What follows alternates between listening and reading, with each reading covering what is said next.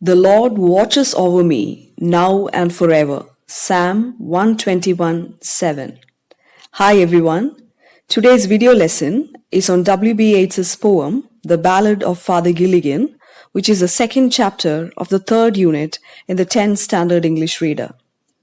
William Butler Yeats was an Irish poet and one of the foremost figures of 20th century literature.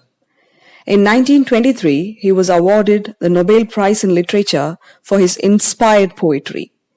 Yeats is one of the few writers who completed his greatest works after being awarded the Nobel Prize, which include The Tower and The Winding Stair and other poems.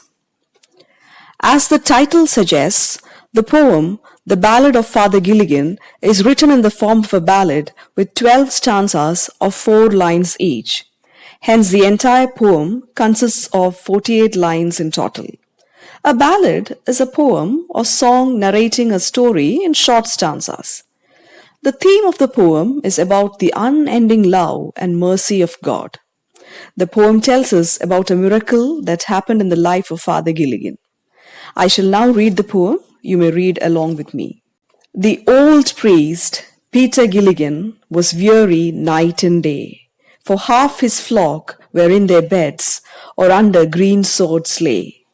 Once, while he nodded in a chair, at the morth hour of the eve, another poor man sent for him, and he began to grieve.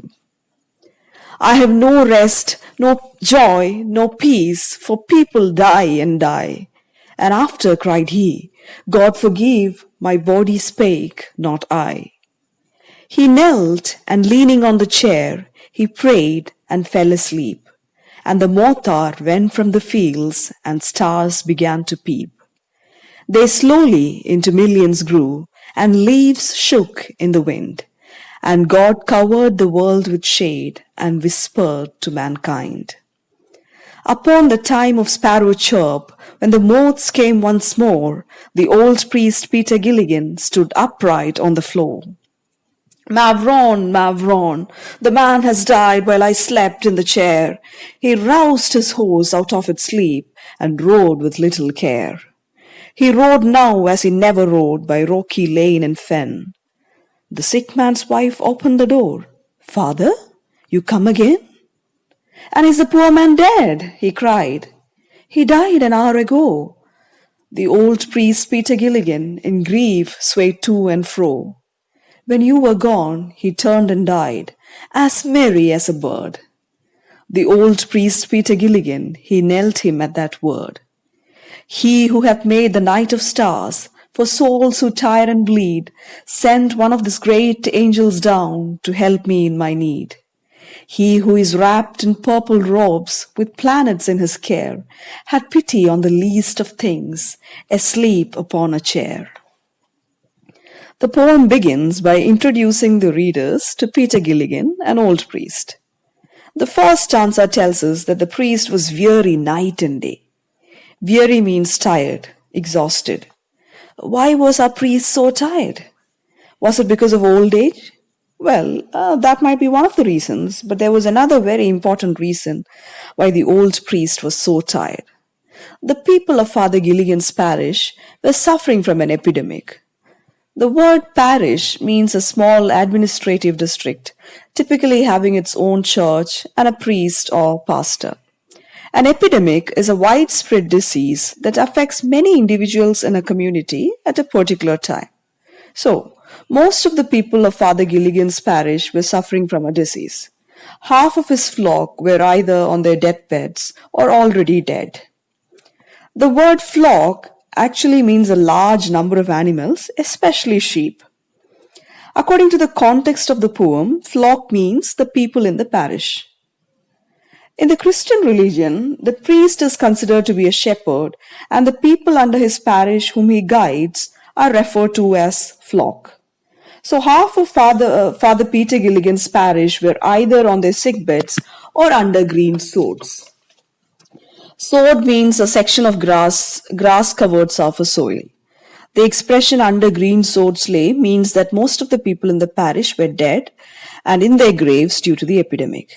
As a priest, it was Peter Gilligan's job to comfort the dying and administer their last rites. There was always a sick person's house to visit or a funeral to attend. His people were dying so fast. All this made the old priest so weary. He had no rest during the day or even at night. So this was the reason why he was so tired or exhausted. In the second stanza, the poet describes one particular evening when the swarm of moths had come at the same time they usually do. Moths are insects. Due to his extreme tiredness, Father Gilligan was sitting on a chair and nodding. At that time, he was called for to the house of a poor sick man. The old priest became greatly distressed or upset. Because he was so sleepy, he was almost nodding. In the third stanza, we find the distressed priest complaining about his lack of rest, joy, and peace. He complained that since people kept on dying and he was expected to be with each one of them during their last hours, he had no rest. The moment his mouth spoke these words, he regretted it. He felt terribly sorry for complaining about his duties and apologized to God, saying that it was his tired body that spoke those words and not him. Spake is the old-fashioned word for spoke. So our Father Gilligan, he asks God for forgiveness.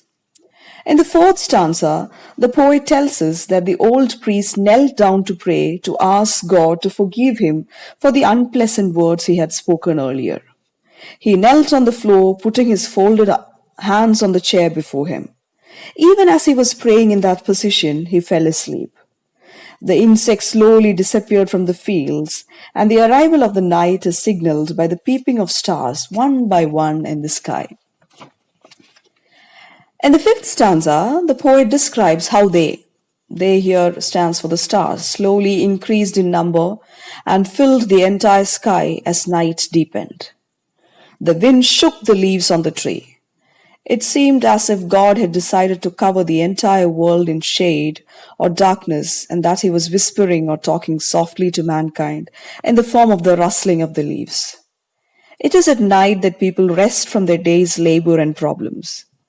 Night in this stanza is picturized as God's protective covering on mankind, and the rustling sound made by the leaves when wind passes through them is equated to God whispering to mankind. It is true that God speaks to mankind through nature. If you look at all these stanzas, you will understand that the rhyme scheme followed is A, B, C, B. Rhyme scheme followed in all of these stanzas is A, B, C, B. In the next stanza, the poet tells us what happened early the next morning. Sparrows had begun to chirp, indicating the early hours of morning. The insects came once more. Suddenly, Father Gilligan woke up from his sleep and stood bolt upright on the floor. The seventh stanza shows us the shock and sorrow of the old priest at the realization that the man who had called for him the previous night must have died while he slept off. He expresses his sorrow with the words, "Mavron, Mavron." He just couldn't believe that he had slept off when he should have been there by the side of the dying man. He woke up his horse out of its sleep, got on it, and rode recklessly. He didn't care what happened to him. He just wanted to reach the house of the poor man as fast as he could. The eighth stanza tells us that the priest rode his horse as he had never rode in his life. He rode as fast as he could through rocky lane and fen. Fen is a low, flat wetland. He rode through narrow roads and wetlands. When he finally reached the sick man's house, his wife opened the door and was surprised to see Father Gilligan. She wondered aloud why he had come again. In the next stanza, which is the ninth one, the poet describes Father Gilligan asking the sick man's wife if her husband was dead, and the wife answering that he had in fact died an hour ago.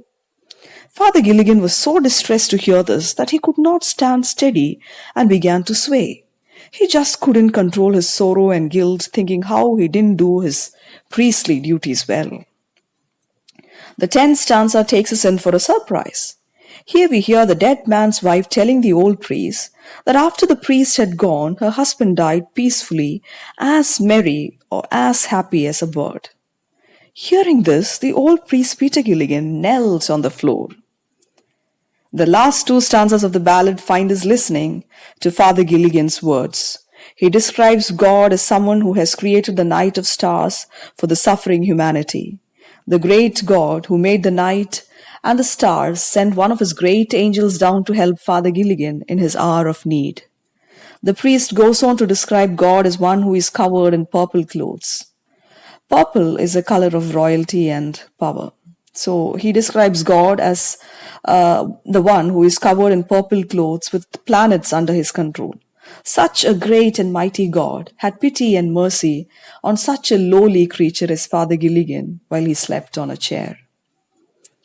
I hope you understood the miracle or wonder that God performed in the life of Father Gilligan. When the old priest was too tired to go and attend to the sick man, God in his unending mercy and love sent an angel in the guise of the old priest to the sick man's home. The real Father Gilligan was asleep on his chair, kneeling on the floor at that time. The sick man's wife thought it was really Father Gilligan who had come to her home the night before, and that was why she was surprised to see the old priest again the next morning. She didn't realize that it was an angel in the guise of the old priest who had come to her house the previous night. But Father Gilligan understood that God had performed a miracle as soon as he listened to the woman's story.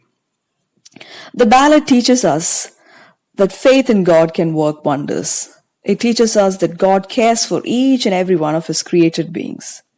We might consider ourselves insignificant and unworthy, but God loves us and cares for us. How comforting it is to know that we have a God who we can look up to.